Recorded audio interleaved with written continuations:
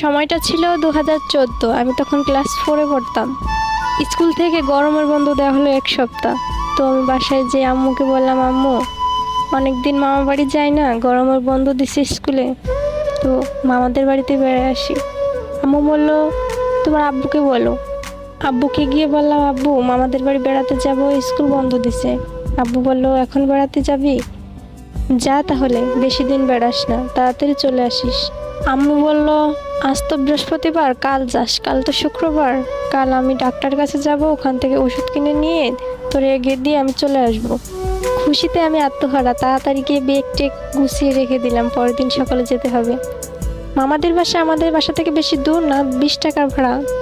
আম্মু ওষুধ কিনে আমাকে মামা বাড়ি রেখে বাসায় চলে গেল। দিনটা খুব ভালোই কাটছিল আমার মামা বাড়ি গিয়ে। আমরা এক ব্যাচের কয়জন ছিলাম, মামাতো ভাই মামাতো বোন। অনেক ভালো লাগতো মামাদের বাড়িতে গেলে। মাঝখানে একটা দিন চলেও গেল। রোববার সকালবেলা খাওয়া দাওয়া শেষ করে বাড়ির পিছনের বাগানটাতে খেলা করছিলাম কয়জন মিলে। হঠাৎ করে দেখি আমার আব্বু এসে বলতেছে, তামান্না এদিকে আয়। আমি বললাম, আব্বু তুমি কখন আসলা? আব্বু বলতেছে, এই তো এখন আসছি, চল বাড়ি চল। আমি বলতেছি, কেন আব্বু? 2 দিনই তো হয়নি, এখনো আসছি। আব্বু বলতেছে, তোকে ছাড়া ভালো লাগে না বাড়িটা ফাঁকা ফাঁকা লাগে, চল আমার সাথে চল, বাজার করে নিয়ে ওদিক দিয়ে চলে যাব।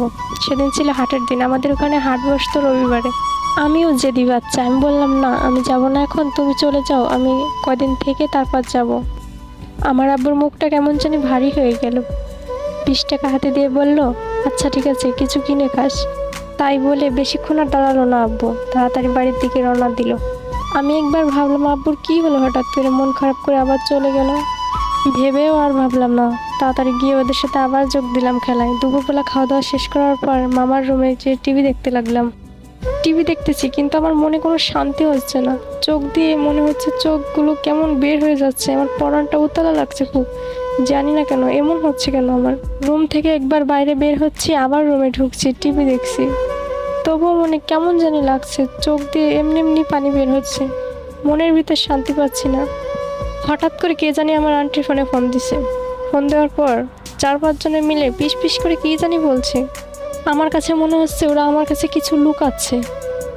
এরপর আন্টি আমাকে এসে বলতেছে, তোর আব্বু অনেক অসুস্থ, তাড়াতাড়ি চল, বাড়িতে যেতে হবে এখনই।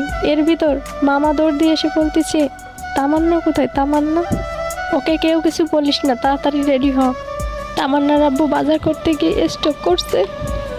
দৌড় দিয়ে ঘর থেকে বের হলাম। বললাম, আন্টি কি হয়েছে? আব্বুর কি হয়েছে? বলতেছে, তোর আব্বু অনেক অসুস্থ, তাড়াতাড়ি চল, কিচ্ছু হয় না, সব ঠিক হয়ে যাবে। এই কথা বলে আন্টিও কান্না করা